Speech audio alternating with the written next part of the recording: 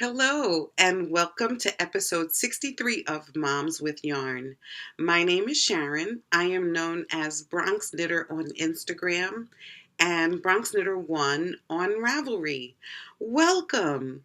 Today is Tuesday, October 3rd, and this is attempt number 6 at podcasting. Welcome to my untech savvy world. I tried to record outside, but after the mosquitoes were feasting on my ankles and the raccoon house is being worked on and power tools are being used and airplanes that only go by when I go outside because the passengers want to wave at me, I decided to take it inside. It's less noisy in here, and I can have everything in one spot and not drop things on the ground. Even though the sun was shining so beautifully outside, so nice outside, but the downside is that I had packed up my lawn furniture. So I'm sitting on a hard metal chair being eaten alive. So I'm inside. That took care of that. Today is a perfectly lovely day to film outside. And it would have been great if I would have remembered the bug spray. Anyway, who cares, right? This is a knitting podcast. So let me just bring up a couple of things before I get there. The spirit of Rhinebeck Sweater Cal is going to end on October 15th. So get your sweaters done, ladies and gents. I think the rules, and I don't really remember because I don't read that post very often, whips were allowed. And you get extra points if you use your hand spun. I think that's what we agreed to. And I'm working in collaboration with Barb of the Flame and Fiber podcast. And since we began the sweater cal, I think Barb has finished like 3 or 4 sweaters. She only made the one for Rhinebeck, but she finished a bunch of others. So she's pretty quick at this. I slogged away on mine because it was mostly stockinette stitch, but I'll talk to you about that in a minute. So October 15th is when the thread will be locked, and I already have the price picked out. Although I don't have it here, I will post it because I don't have it. I don't know what I did with it. So that's the first thing. The second thing I wanted to talk about is the 24 days of cheer, which is the Advent swap. The partners were announced, and if you don't know who your partner is, you should get in touch with AKA Millie. She'll tell you who your partner is. So I have already wound off my 5 to 7 gram skeins, mini skeins, and now it's just down to packaging.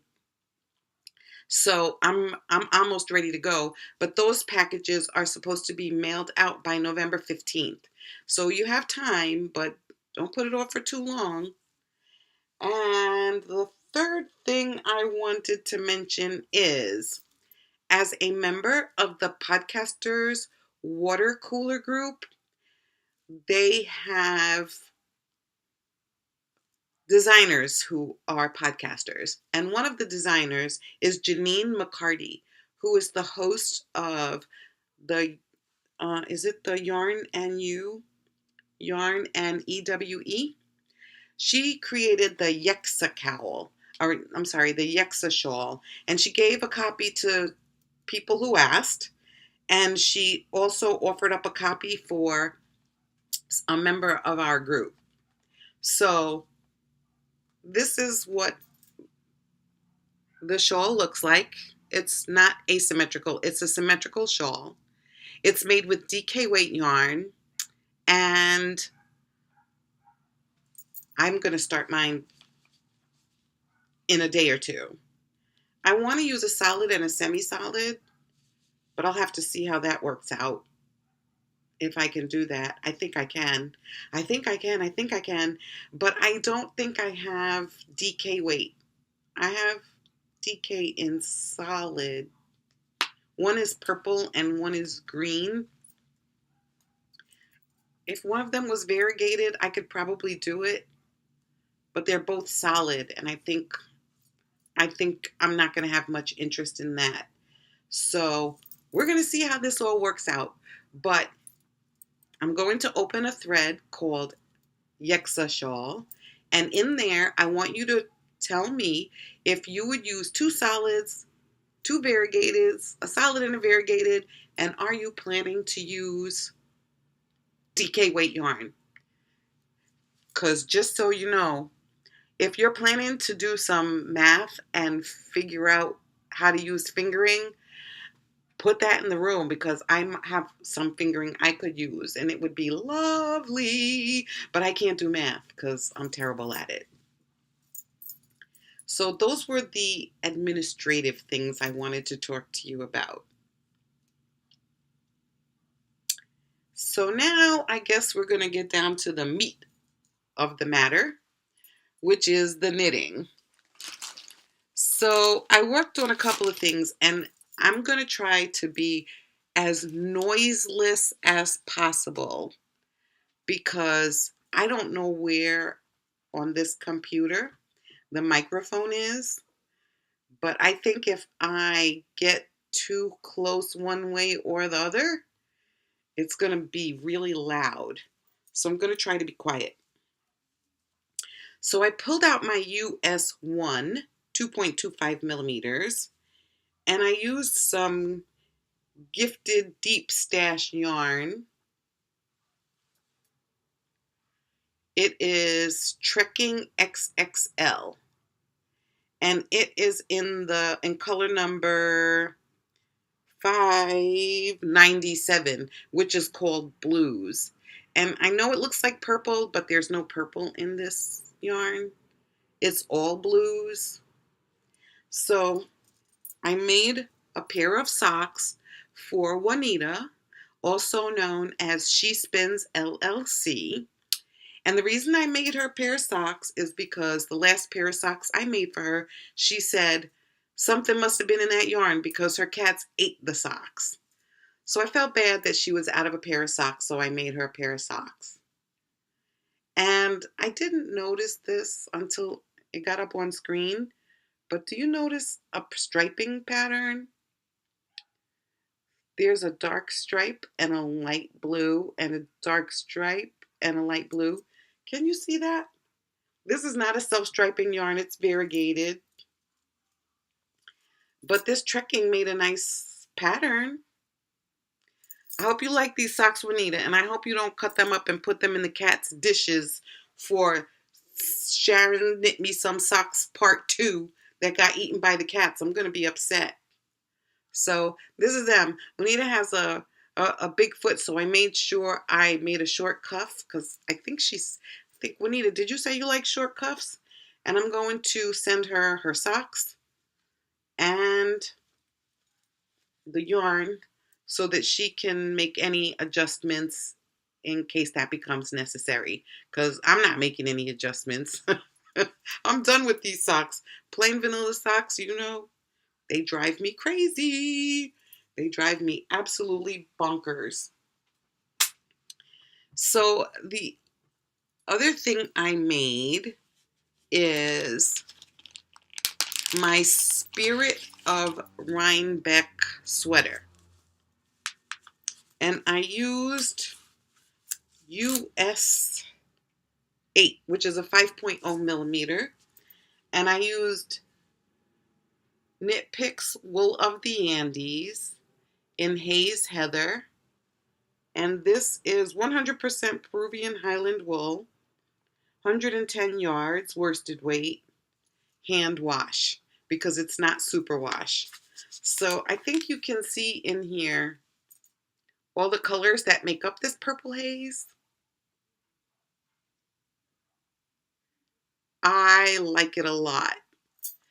I don't like that it's hand wash, but it's not any different than anything else because I always hand wash my hand knit sweaters because why take that chance on ruining anything after all that knitting?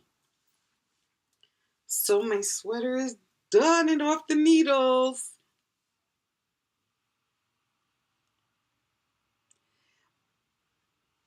The sleeves are too long, but I don't care. The hem is rounded just like I wanted. And the sweater is big with a lot of positive ease. It reminds me of the Boxy sweater by Joji Locatelli.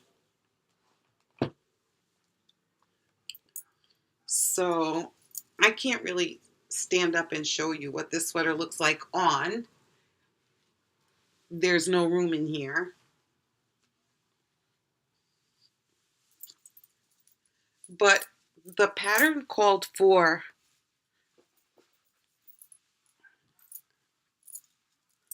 I think it called for sport weight, and I used worsted. The sleeves are, I believe, supposed to drop a little bit, which makes the sleeves too long. Not by too much. I could knock off an inch here and then I might do it, I might not. My sleeves are too long. So this sweater comes from Knitting Short Rows by Jennifer Dassau. And the short rows are accomplished by using German short row. And so the pattern was really easy to read and the instructions were very clear. I got botched up a couple of times and lost my stitch count, but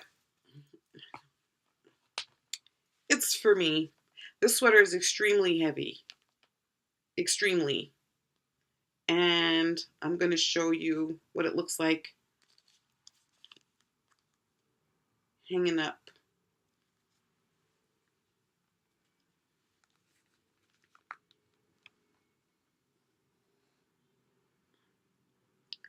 Those flowers are growing through the fence of the raccoon house. And I don't know how not to have glare. I think that's the best I can do. Anyhow, this sweater was a really fast knit. If it wasn't for all the stockinette stitch, I think I would have, if it had a little bit more interest up here, I would have gotten through it a lot faster. But stockinette stitch just made me put it down. Thank goodness it was worsted weight. Thank goodness it was a size 8 needle, because that helped me to get through it a lot faster, because I would knit maybe 4 or 5 inches at one sitting and then put it down for 2 days and then come back and add another 4 or 5 inches. And so it's a top down sweater. There's no seams. The stitches are picked up, and I'm not trying to give away anything, but the only finishing I had to do besides weaving in the ends, and oh my gosh, there's so many ends to weave in. Wrong side. A lot of ends to weave in. And to sew the flaps together. So I'm going to show you. I found some buttons in the bottom of my knitting bag. They were just floating around there, nice and loose, going nowhere, but waiting for the perfect project to put the button on. And this is what the button looks like.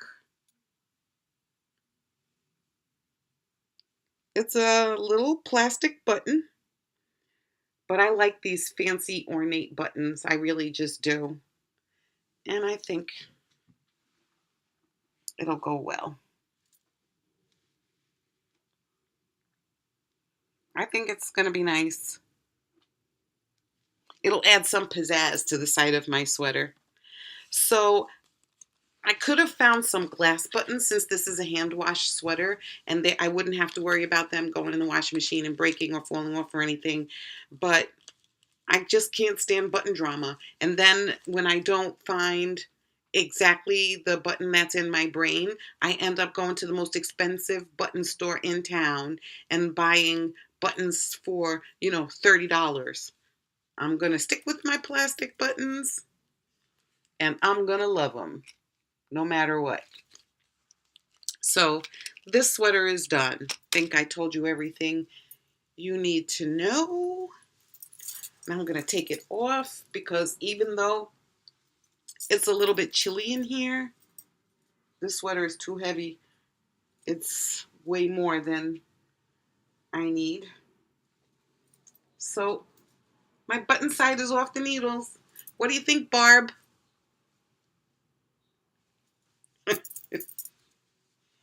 It's going to be perfect in about 3 hours. So that is that. So those are my finished objects. There's nothing else. I concentrated mainly on the sweater. I was determined not to cast on anything. The socks happened before the sweater happened, and I didn't pull out anything else because I didn't want to be distracted.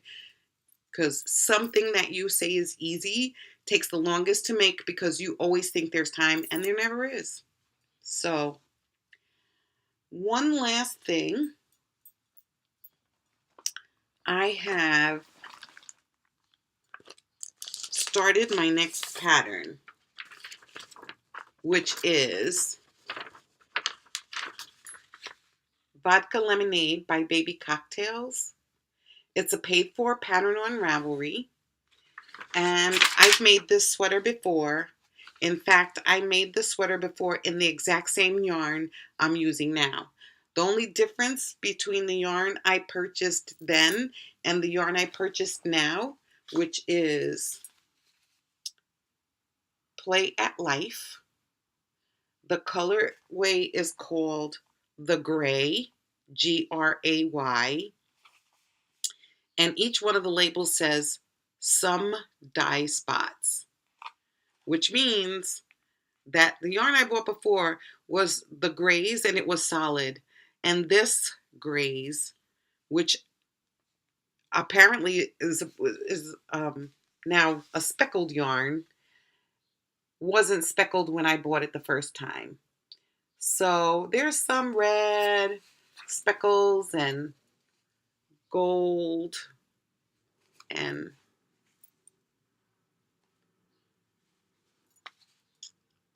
see that in there?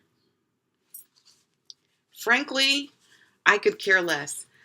This is her Play at Life JEST Sport, 80% superwash merino, 20% nylon. 325 yards. Had 4 skeins of this, and I started it last night on a US 5 3.75 needle, as the pattern says, because after making a sweater that's too big for even me, I decided to follow the instructions and use the recommended yarn. So this is a size 5 3.75 needle. This is the yarn all wound up and ready to go, and I think you can see a little bit of the speckles in there. I know I can. And it's a top-down sweater, paid for pattern on Ravelry, top-down sweater, and this is the collar, and it calls for 5 inches of seed stitch. So when I started it last night, I stopped because I was bored to death. And even on this row, when you're switching back and forth between the knit and the purls, you get these yarn overs. In some cases, I just dropped it because it'll block right out, right? But I also noticed that, which is the right side? This is the right side. That the speckles do show up in here. I don't know if you can see them.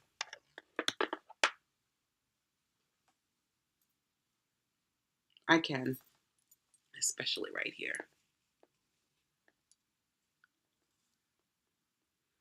So I like the speckles. I don't mind them. Every once in a while, another little color shows up. So I like it. Nice and stretchy. This yarn is it's soft, it's squishy, it washes up beautifully. I never I used four skeins in the last sweater, and I remember this was a couple of years ago. I think it was Dawn from Wolf Farms podcast. They're no longer podcasting, sadly.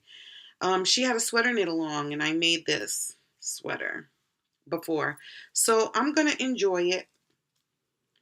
And at the same time that I'm doing this sweater, I'm also going to cast on the Yeksa Shawl. And I just got Hunter Hammerson's reprint of Silk Road Socks. The book was published several years, maybe 10 years ago, and it went out of print. And so it's back in print. And she said that she's made some adjustments to the way the patterns are written, and that I think she added a couple of patterns. I don't know because I didn't have the old book, but I remember going to look for the book online, and Amazon had it Amazon had a copy, and it was going for $125. I might do some crazy stuff, but I don't do that. So that is about everything. Did I mention that we're not going to Rhinebeck? I hope I can. I'm gonna call some people and find out if I can get a ride to Rhinebeck this year. Or else I'll just take public transportation. I don't know what I'm gonna do. Anyhow, I'm going to resort to babbling. So this episode is dedicated to Jerry, Pattern Whisperer on Ravelry. She asked me if I could make my podcast last longer than 12 minutes. And this is definitely longer than 12 minutes. And I'm done because after this only comes the babbling. I did want to mention that if the raccoon house gets built, and even if it might be a little bit chilly outside, I might be able to get one episode in from outside in the backyard, but I don't see that happening. I see myself sitting outside by the fire pit and just watching the fire crackle because recording, something always comes up. So anyway, I'm done. I don't want to get to the babbling stage because that's when people click off. So I will see you in 2 weeks. Oh, and Yvonne and Winnie, I promise to try to keep a better schedule so you don't have to be upset with me. I'm going to have to FaceTime you both just so you know that the episode is up. I'll call you before you call me. How's that? Okay, I'm done. I'm out. I'll see you guys in 2 weeks. Hopefully, for real, 2 weeks. Until then, happy knitting.